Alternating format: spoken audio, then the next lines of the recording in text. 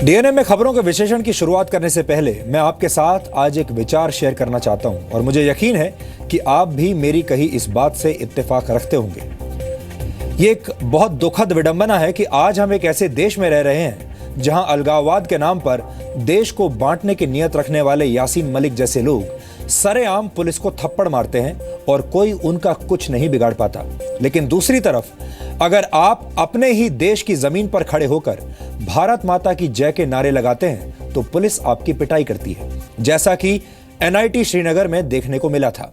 ये एक ऐसा विरोधाभास है जिसका विश्लेषण करना आज बहुत जरूरी है। इसके लिए आज मैं सबसे पहले देश विरोधी सोच रखने वाले यासीन मलिक का एक वीडियो आपको दिखाना चाहता हूं।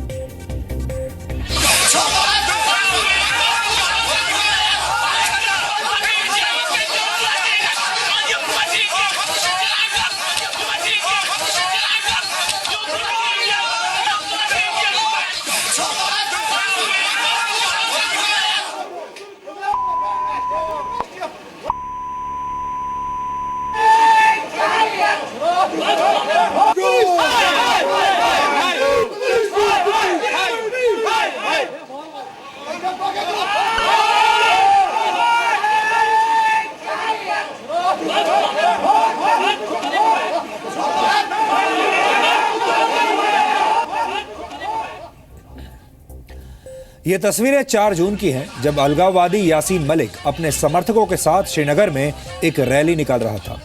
यासीन मलिक को प्रशासन की तरफ से रैली निकालने की इजाजत नहीं दी गई थी, लेकिन इसके बावजूद उसने ये रैली निकाली। यासीन मलिक हमेशा से भारत विरोधी सोच का कट्टर समर्थक रहा है और उसे ये बात काफी चुभ रही है कि जम्मू कश्मीर में सैनिक कॉलोनी और कश्मीरी पंडितों के लिए टाउनशिप बनाने की तैयारी हो रही है।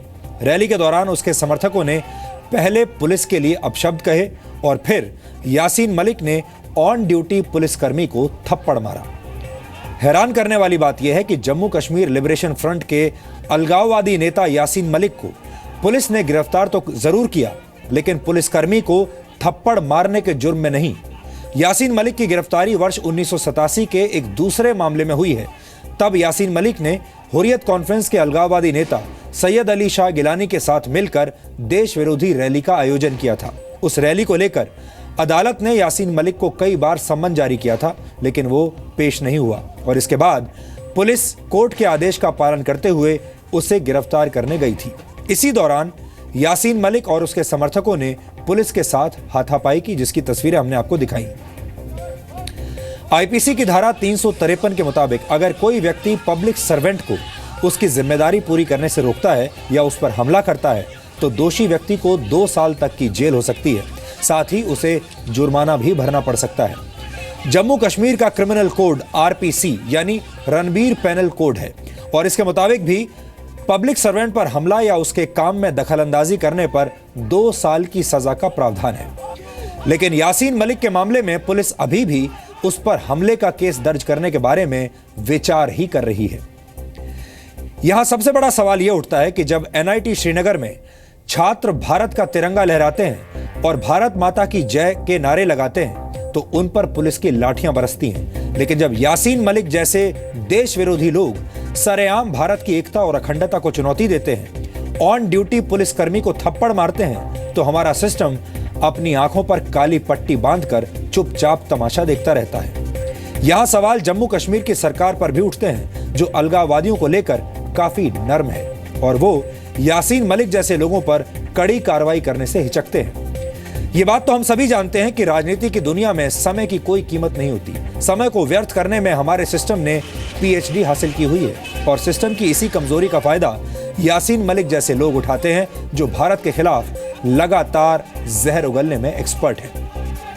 यासीन मलिक जैसे लोगों की सोच की वजह से अनंतनाग से लेकर श्रीनगर तक लगभग हर रोज पाकिस्तान से आए आतंकवादी निर्दोष और मासूम लोगों के खून से होली खेलते हैं। शनिवार को अनंतनाग में एक बस स्टैंड पर 2 आतंकवादियों ने अंधाधुंध गोलियां चलाते हुए 2 पुलिसकर्मियों की जान ले ली थी। ये हमला मुंबई में हुए 26/11 के हमलों की तरह ही हुआ था। दोनों आतंकवादी बेखौफ होकर सड़कों पर मौत का तांडव कर रहे थे। इन 2 आतंकवादियों में से एक की पहचान कर ली गई है और उसका नाम है जुनैद मट्टू। यह आतंकवादी अनंतनाग का ही रहने वाला है और ये पिछले साल आतंकी संगठन लश्कर-ए-तैयबा में शामिल हो गया था।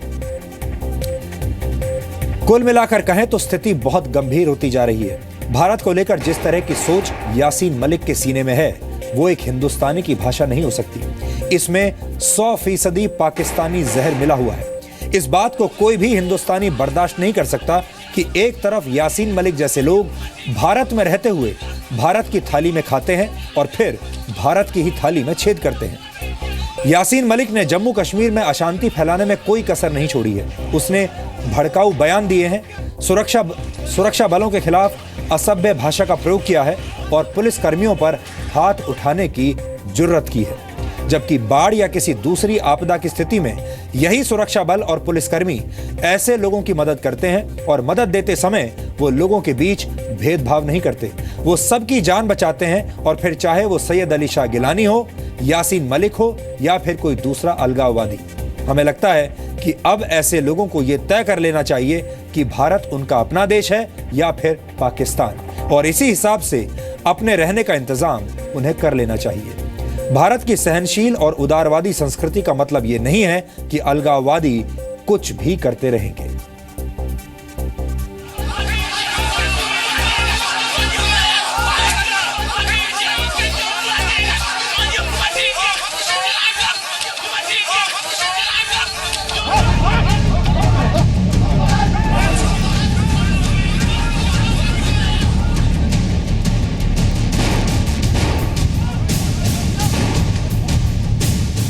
वो भारत में रहता है और पाकिस्तान पाकिस्तान कहता है।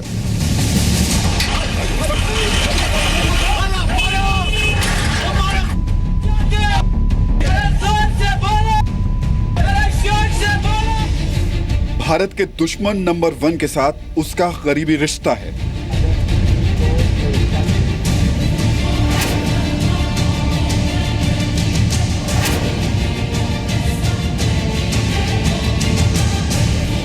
जो बचाता है यासीन उसे मारता है। महबूबा के राज में सुरक्षा बलों पर थप्पड़ कब तक?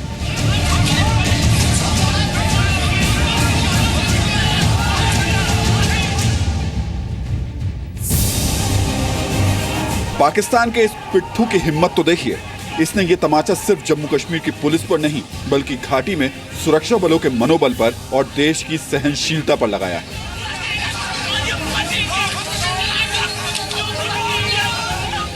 यासीन मलिक हो या कोई भी हो, अगर हमारे कानून के रखवाले जो एजेंसीज हैं उनके लोगों पर अगर कोई हमला करता है, चाहे कोई भी बड़ा हो छोटा हो, आतंकवादी हो या साधु हो या सन्यासी हो, उसको गिरफ्तार करना ही पड़ेगा, उसको अंदर डालना ही पड़ेगा। और यासीन मलिक तो प्रारंभ से हिंदुस्तान के कानून के विरोध में सोचने वाले व्यक्ति हैं। तो पुलिस वालों को थप्पड़ मारेंगे ना, चाहे यासीन मलिक हो चाहे कोई भी अलगाववादी नेता हो। जब अलगाववादियों को सरकार ही वहां पे समर्थन कर रही है तो उनका तो मन तो बढ़ेगा ही। तो कौन सी नई बात है?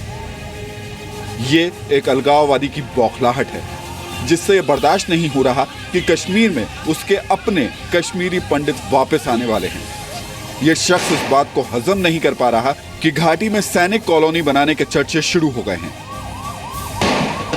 जैसे जम्मू में सैनिक कॉलोनी है, लेह में है, कश्मीर के अंदर श्रीनगर में भी एक सैनिक कॉलोनी होना चाहिए। अगर जम्मू कश्मीर के अंदर रहने वाले सेना के जवानों के लिए कॉलोनी बनाई जाने का प्रस्ताव सरकार ने पेश किया था, उसको कुछ ऐसे राजनीति के अंदर शरारती तत्व राजनेताओं ने राजनीति का अखाड़ा बना दिया है। लेकिन यासीन मलिक पर एक्शन के नाम पर जम्मू कश्मीर की सरकार ने मौन व्रत धारण कर रखा है। यासीन मलिक जैसे लोगों के जहरीले बोल घाटी में अमन और शांति की राह में सबसे बड़ा रोड़ा है। दुख इस बात का भी है कि वो सरेआम धमकियां देता है और सरकार कार्रवाई करने से हिचकिचाती है। यासीन मलिक जो है पाकिस्तान का पिट्ठू है, सेपरेटिस्ट है। उसकी हर कोशिश है कि हिंदुस्तान की एकता, हिंदुस्तान की अखंडता के ऊपर चोट पहुंचाए। पुलिस वाले जो है एग्जैक्टली डिफरेंट रोल है। वो हमारे देश की एकता, हमारे देश की अखंडता और लोगों की जान और माल की सुरक्षा की जिम्मेदारी होती है। सो एक जो देश का दुश्मन है, जो देश का विरोधी है, जो सेपरेटिस्ट है, एक लॉ मेकर को, लॉ एनफोर्सर को थप्पड़ लगाता है, तो यासीन मलिक को तुरंत से अरेस्ट करना चाहिए। महबूबा मुफ्ती के पास चांस है ये दर्शाने के लिए कि इन लोगों की खेल जो है खत्म हो चुकी है। यदि इनको जेल में बंद कर दिया जाएगा तो ये सारी जो आंदोलन अभी चल रहे हैं, बच्चों को भड़का रहे हैं और सरकार के खिलाफ जो है आंदोलन चला रहे हैं, इसमें बच्चे भी मारे जा रहे हैं, सिक्योरिटी फोर्सेस के आदमी मारे जा रहे हैं, जेएन के पुलिस के लोग भी मारे जा रहे हैं। इनको जेल में डाल दें तो मामला सारा सॉल्व हो जाएगा। वैसे ये आरोप तो पहले से लग रहे हैं कि जम्मू कश्मीर में महबूबा सरकार आते ही अलगाववादियों के हौसले बढ़ गए हैं। पहले हंदवाड़ा में सेना के बंकर उनके दबाव में हटाए गए और अब पुलिस पर हमले के बावजूद कड़ी कार्रवाई न होना अलगाववादियों को मौन समर्थन देना नहीं तो और क्या है। एक तरफ कश्मीर में ऐसे अलगाववादी अपनी तानाशाही चलाते हैं, दूसरी तरफ पाकिस्तान के पाले हुए सांप उसी घाटी की सड़कों को खून से लाल करते हैं। अनंतनाग की सड़कों पर हाथों में AK-47 और कंधे पर बैग लिए आतंकियों के इस वीडियो को ध्यान से देखिए। ऐसी ही तस्वीरें मुंबई की सड़कों पर 26/11 हमले के दौरान भी दिखाई दी थी। उस वक्त भी निर्दोष लोग और साहसी पुलिसकर्मियों सहित NSG के जवानों ने अपनी प्राणों की आहुति दी थी और इस बार भी अनंतनाग में हुए हमले में 2 पुलिसकर्मी शहीद हुए। सवाल ये कि निर्दोष लोगों, पुलिसकर्मियों और सैनिकों की जान कब तक यूं ही जाती रहेगी? क्या अब वो वक्त नहीं आ गया जब ऐसे सभी लोगों को उनके सही ठिकानों तक पहुंचाया जाए? क्योंकि अगर घी सीधी उंगली से ना निकले तो उंगली टेढ़ी करनी पड़ती है और अब केंद्र में बैठी बीजेपी सरकार को देश हित में कश्मीर के लिए उंगली टेढ़ी करनी पड़ेगी, इससे पहले कि काफी देर हो जाए। खालिद हुसैन, जी मीडिया, श्रीनगर। प्रधानमंत्री नरेंद्र मोदी फिलहाल 5 देशों के दौरे पर हैं, जहां वो देश की आर्थिक तरक्की के साथ साथ दूसरे देशों से संबंधों को बेहतर करने के मिशन में लगे हुए हैं। लेकिन आज उनके सामने सबसे बड़ी चुनौती देश के अंदर का माहौल खराब कर रहे यासीन मलिक जैसे अलगाववादी नेता हैं, जिनका इलाज करना अब बहुत जरूरी है, क्योंकि जब तक ऐसे लोगों की जहरीली सोच की सर्जरी नहीं होगी तब तक कश्मीर के लोग चैन से नहीं रह पाएंगे। इस समय केंद्र में भी बीजेपी की सरकार है और जम्मू कश्मीर में भी PDP और बीजेपी गठबंधन की सरकार है। ऐसे में PDP के साथ साथ बीजेपी पर भी यासीन मलिक जैसे अलगाववादियों का इलाज करने की जिम्मेदारी है। इसलिए हमने प्रधानमंत्री नरेंद्र मोदी के लिए आज एक रिमाइंडर सेट किया है, जिसमें उनके लिए सबसे जरूरी काम है भारत लौटते ही भारत विरोधी सोच रखने वालों को उनकी सही जगह पर पहुंचाना। ये रिमाइंडर सिर्फ नरेंद्र मोदी के लिए ही नहीं है, इस पर राजनाथ सिंह और महबूबा मुफ्ती को भी अब गंभीरता से विचार करना चाहिए।